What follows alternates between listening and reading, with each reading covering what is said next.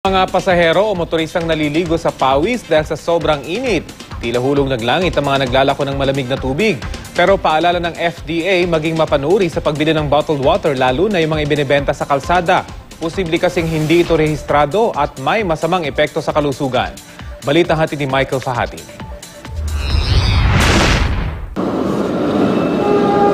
Tumataas ang benta ng bottled water kapag summer. Bawas din ito sa budget dahil karaniwan ang kalahating litro, 10 piso. May mga murang bottled water tulad nito na paborito ng mga jeepney driver sa Maynila. Maging mga pasahero, 12 pesos 1 litro. Pero, teka.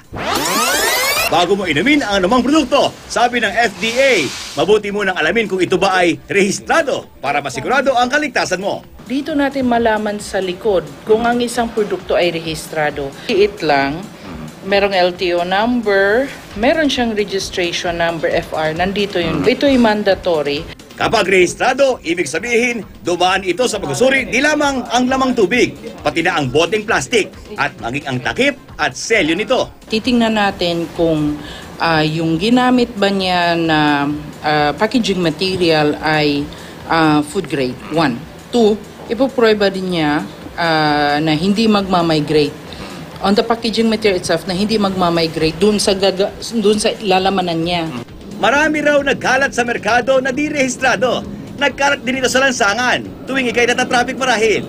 Sa bangketa kapag ikay hinahapo sa paglalakad. At meron ding tulad sa DVD ay mukhang may pangalan pero pirated o Japix.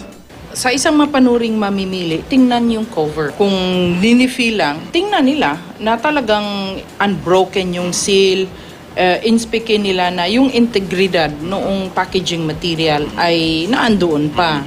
Now, kung merong mga lumulutang. At paalala ng FDA, kahit pa regulated ng LGU ang mga refilling stations sa inyong lugar, hindi sila pwedeng magtinda ng bote-boteng tubig. Hindi pwedeng mag-bottle. They are just there to refill. Tapos ang tumitingin sa kanila ay yung ating LGU. May certain specifications na sinusunod sila according to the requirements of a refilling station. So mayroon niyang microbial testing, microbial analysis na ginagawa. But these are only for refilling. Pagdating naman sa bottled water, meron rin tayong kaakibat na panuntunan. Makakabuti na pakuluan ang tubig ninyo ng ilang minuto dahil pinapatay ng init ang mikrobyo. Pero ang init mula sa araw kung ugali ninyong mag-iwan ng tubig sa kotse, makakasama naman sa inyong kalusugan dahil tinutunaw naman ito ang ilang kemikal ng plastic na nakahalo sa inyong tubig. Michael Fahatin, GMA News.